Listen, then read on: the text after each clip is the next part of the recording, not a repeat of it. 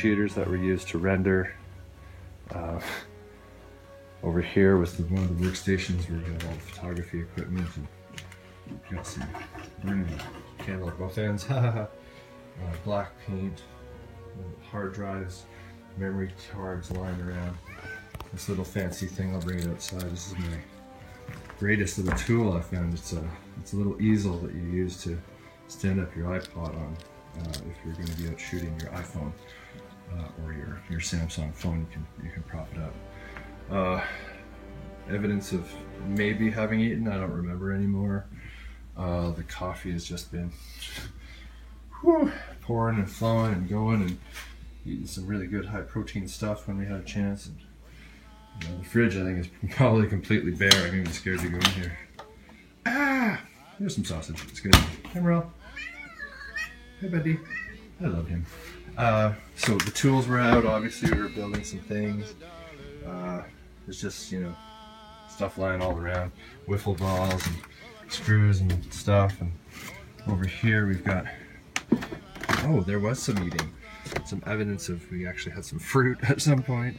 Oh, and some apple pie moonshine. Where's that from? This was left over from the Bean Blossom Bluegrass Festival. That was last night at 12 midnight. We had an hour left, and it was just like, screw this. Somebody get me some moonshine. And it was awesome. Evidence of a lot of cigarette smoking, and some flammables for the fire effects for one of our entries. Giants, and the evidence of a lot of rehydration. And what's this? That's that guy. That's a Bluetooth remote shutter. Really needed that one day, so I bought one. Some more little critters on the table, and over here we've got the Ruby Goldberg guy.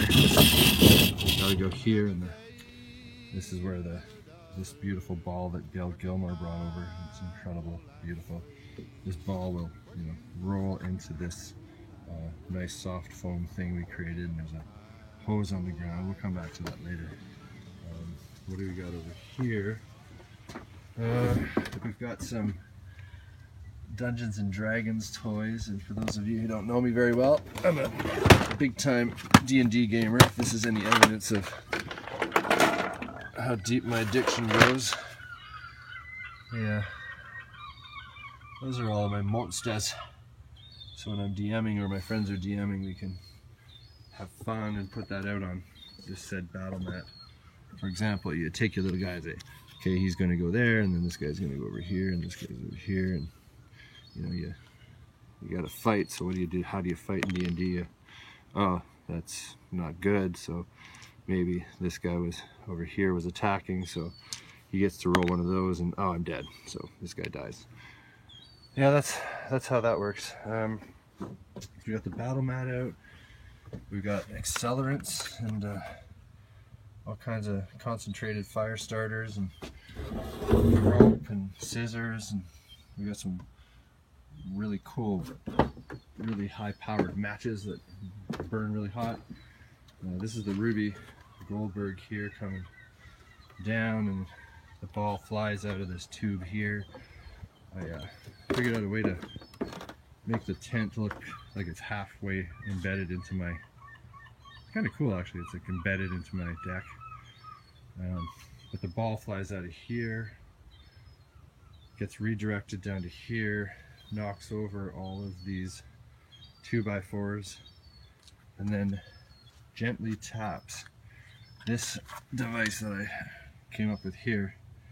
And its only job really is to, this axe head is to rest against the starter, like so, with just enough force to, when I tap it very lightly, listen, can you hear that? We'll do it again. The axe is on a fulcrum, like so. It has just enough, I want to use the word inertia, could be wrong, enough mass to push against that button, so that all I need to do is just tap it with the ball, and you'll hear the ticking. So that's less than a Newton of force to get my barbecue to go off, and that we get a big huge fireball off of the Cuisinart here. This stick, which is very pivotal in this design, it's ratcheted to this tree over here, and the stick, because it's up above the barbecue, it catches on fire and takes a few minutes to burn. Meanwhile, we trace the flame down the ground like so, lighting on fire a fondue Marilyn Monroe, which looks absolutely awful, but Tracy acknowledges that. And then the fire is going to go over here to this log. Now the log's important because it's going to fly up into the fire pit and burst it into flames, and that's the mundane thing that our Rube Goldberg machine does. So yeah, there's a long plank on yet another fulcrum there. It has a what we call the hammer. So this is like a limiter that limits the top of the board, so that thing can flip like a seesaw and flick the board, the flaming log, into the fire. And that's activated by gravity, force of gravity, with this bucket, which we have this brick sitting on top of. It's gonna be full of ice. It's gonna look really, really incredible.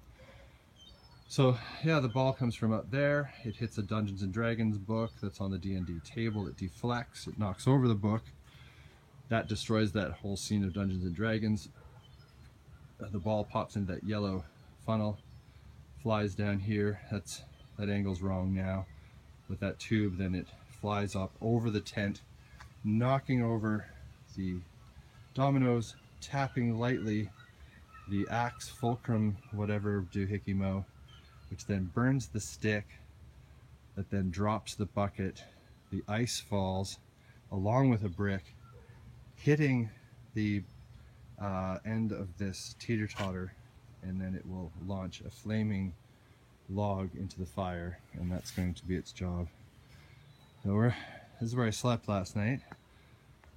Oddly enough, a sleeping bag in one of these Canadian Tire gravity chairs is there's no bugs anymore, people, in Thunder Bay. After August 1st, we enjoy fewer and fewer insects, so when I can sleep outside, I can. Hence the tent out there on my deck, and barbecue for quick eating, and I can sleep all around here. It's my backyard. This is my backyard. So we got Manfrotto, really nice tripods hanging out. There was last night's dinner. I wouldn't even call it dinner, it's more like just a face smash to survive.